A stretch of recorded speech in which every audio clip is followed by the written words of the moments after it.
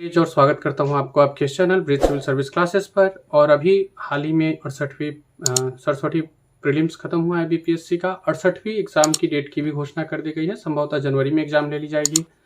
आने वाले समय में यूपीएससी प्रीलिम्स है और जिनका ये 67वीं प्रीलिम्स निकलता है उनके लिए फिर आने वाला मेंस भी है। तो इन सारे बातों को ध्यान में रखकर हम लोग एक नया कड़ी लेकर के आ रहे हैं और वो कड़ी है करंट अफेयर्स से जुड़ा। करंट अफेयर्स का वो फैक्ट जो हमारे प्रीलिम्स, यूपीएससी प्रीलिम्स और मेंस तीनों के लिए जो जरूरी होगा, हम उसको अपने इस चैनल पे करेंगे उस विषय पे चर्चा।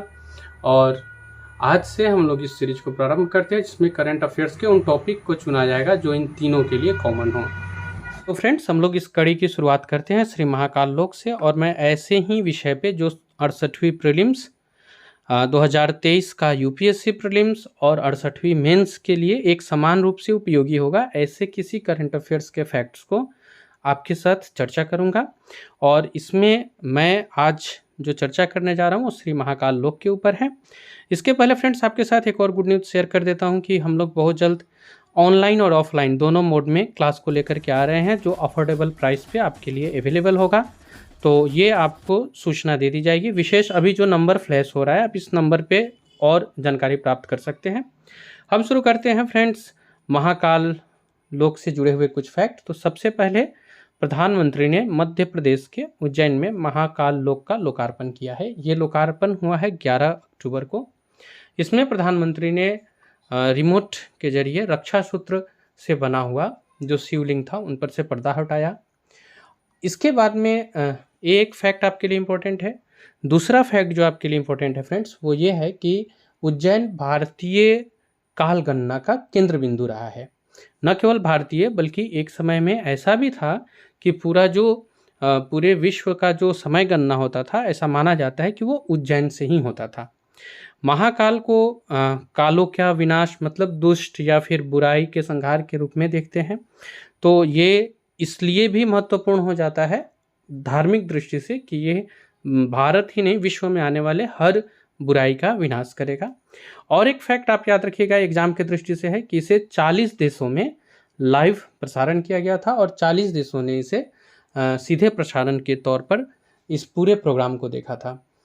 नेक्स्ट है फैक्ट ये कि जनरली हम लोग जो देखते हैं शिवलिंग को, वो शिवलिंग उत्तरमुखी होते हैं। मतलब शिवलिंग का जो मुख होता है वो उत्तरमुखी होता है।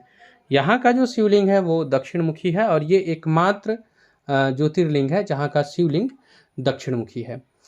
नरेंद्र मोदी ने यहाँ जब इनका लोकार्पण किया तो इसमें भारतीय संस्कृति के ऊपर इन्होंने फोकस किया, भारतीय संस्कृति को के ऊपर इन्होंने चर्चा की। और एक और चीज़ जो था वो ये था कि इसका जो प्रसारण देश विदेश में किया गया, इसका एक उद्देश्य ये भी है कि ज़्यादा से ज़्यादा लोगों तक या विश्व में ज़्यादा से ज़्यादा देश तक हमारी संस्कृति और हमारे संस्कृति से जुड़े इम्पोर्टेंट्स जो तथ्य है, हमारी संस्कृति का जो महत्व है वो दूसरे देश तक भी पहुँचे। यहाँ पर जो प्रमुख गायक के रूप में उपस्थित रहे वो थे कैलाश खेर जी। इन्होंने महाकाल का गायन किया। 11 अक्टूबर मध्य प्रदेश के इतिहास में दर्ज होने वाला दिन था।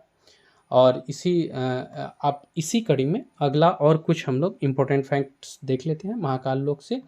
तो ये ऐसा है कि इसको बाद में एक कॉरिडोर के जरिए जोड़ा जाएगा जो आर्थिक दृष्टि से भी भारत के लिए इम्पोर्टेंट होगा।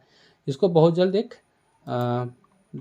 कॉरिडोर बनाया जाएगा जो यहाँ से लेकर के ज्योतिर्लिंग तक को कनेक्ट करेगी। अगला है, इसको पृथ्वी पे इतना सुंदर निर्माण किया जा रहा है, इतना भव्य निर्माण किया जा रहा है कि यहाँ ये फील कराया जाएगा कि पृथ्वी पे अगर शिव जी का जो निवास स्थल होता तो ऐसा ही होता, ये फील कराया जा रहा है। तो ये टूरिज़्म के दृष्टि से भी, पर्यटन के दृष्टि से भी बहुत महत्वपूर्ण होगा। और ऐसा अनुमान किया जा रहा है कि इससे भारत के पर्यटन विभाग को भी बहुत मजबूती मिलेगी। आर्थिक रूप से तो इसका प्रभाव पड़ता ही पड़ता है। जैसे हम लोग स्टैच्यू ऑफ यूनिटी में देखा, बाद में जो प्रधानमंत्री का योजना आया, राम मंदिर के समय हम लोगों ने देखा जो योजना आया, तो वो एक योजना और वो एक पार्ट तो है जिसके लिए इसको आप आर्थिक दृष्टि से भी कह सकते हैं कि ये भारत के लिए लाभदायक या भारत के लिए महत्वपूर्ण होने जा रहा है। महाकाल टेम्पल्स का जो लोकेशन है ये भी अपने आप में एक इंटरेस्टिंग फैक्ट देता है, जैसे कि ग्रीनविच ऑफ इंडिया के नाम से उज्जैन को जाना जाता है। ग्रीनविच समय बताने के लिए प्रसिद्ध है, जिसको हम लोग GMT के नाम से जाते हैं। तो भारत का जब ग्रीनविच का नाम आता है तो उसमें महाकाल टेम्पल्स उज्जैन का आता है। फ्रेंड, ये वो फैक्ट्स थे जो मैंने आपके साथ शेयर किया। होपफुली ये आपके एग्ज़ाम के लिए बहुत इंपॉर्टेंट होंगे। और ऐसा एक और कुछ प्रश्न आ रहे थे कि जिनका नंबर मिलाने से थोड़े कुछ नंबर से चूक रहे हैं, तो फिर उनको क्या करना चाहिए, इसको लेके मैं बहुत जल्द एक वीडियो बनाऊंगा। आप जुड़े रहें।